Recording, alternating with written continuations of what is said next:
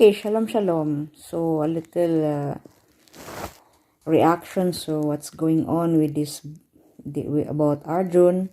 So, nakita niyo medyo, sad siya sa time ngayon. And, you can see yung babae, na, yung babae na, ni Kunuhay, true love niya, yung crush niya before, hanggang ngayon daw. So, what's going on with him? Anong nangyari? You see, sabi niya, hindi na siya wala siyang contact ni Angie. So, hindi natin alam anong nangyari sa kay Angie. Bakit meron silang tampuhan, hindi natin alam. So,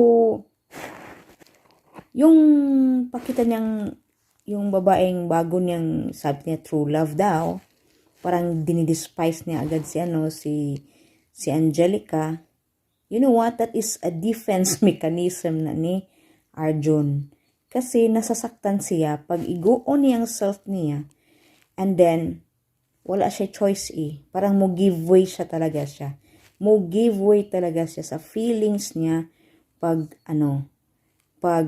yan ay hindi mo siya bigyan ng pansin.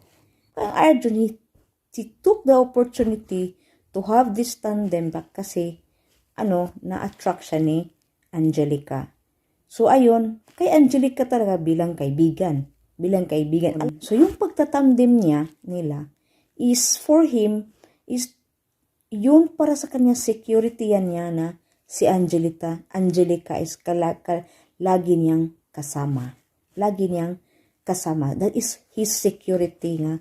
Kasama niya si Angelica. Yun ang para sa kanya is true siya doon.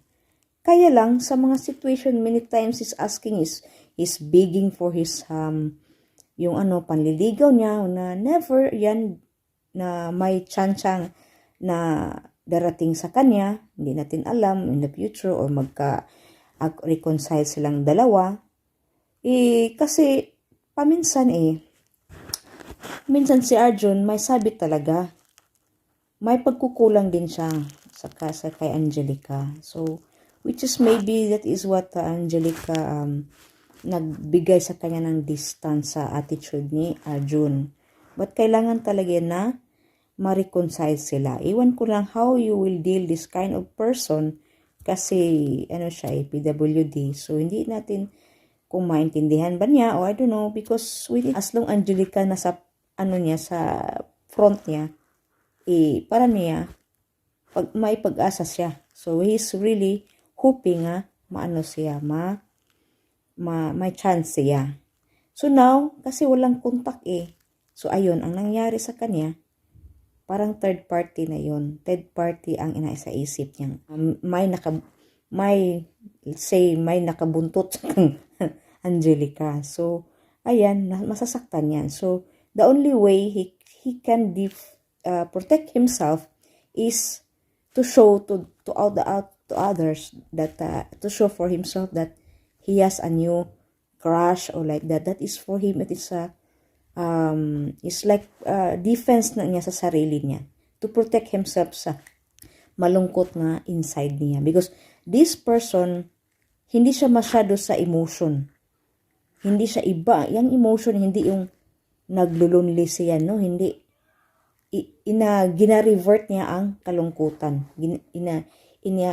Gi-revert niya ang iyang sadness. This why, i-focus na sa other things so that hindi siya masasaktan. So this why he doesn't like to be sad. Because in nature, ayaw talaga sa ganyang tao na malungkot. Malungkot.